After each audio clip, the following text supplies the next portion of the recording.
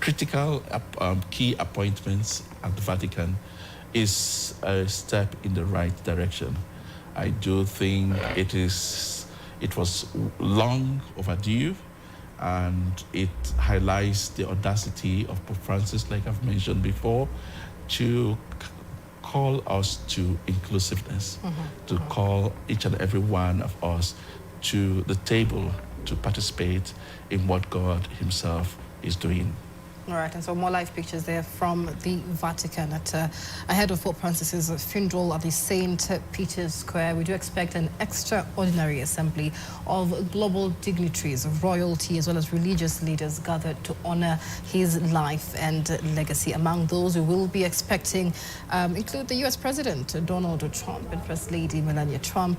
There will be expected several other heads of state, including France's Emmanuel Macron, will be expected there as well. Ukraine's President Zelensky had confirmed his attendance there. And this will be an interesting convergence of different state leaders as well in light of the global tensions taking place in the country.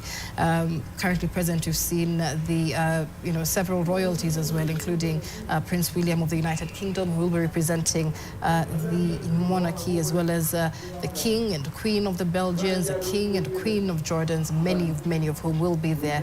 About 135 cardinals from around the world are also present, many of whom will participate in that upcoming conclave to elect Pope Francis's successor. This will be taking place after the funeral, of course.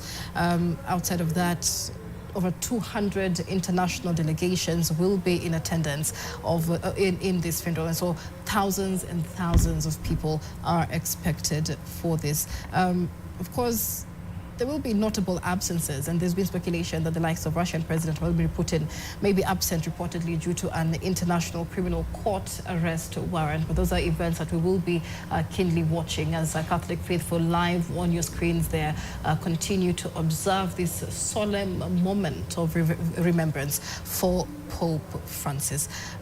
Father Benedict Eboku is with us here in studio. Just the fact that we have so many leaders coming from very different political divides, all converging in one place. What are your expectations there?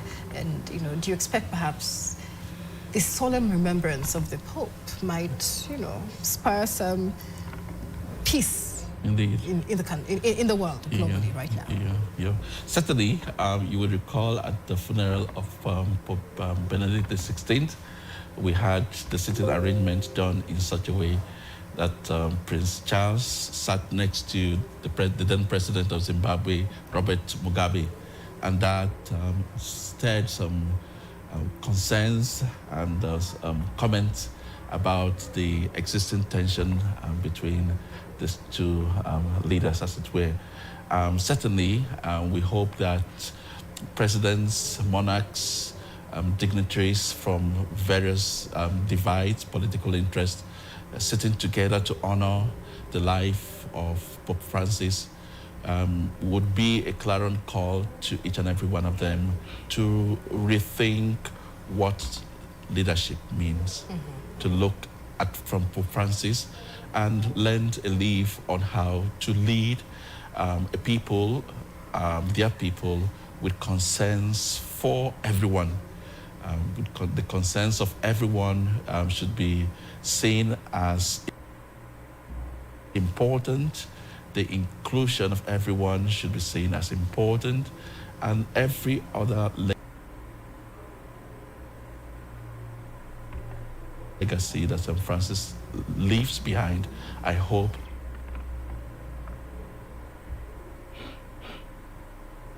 would be an invitation to these leaders coming today at this funeral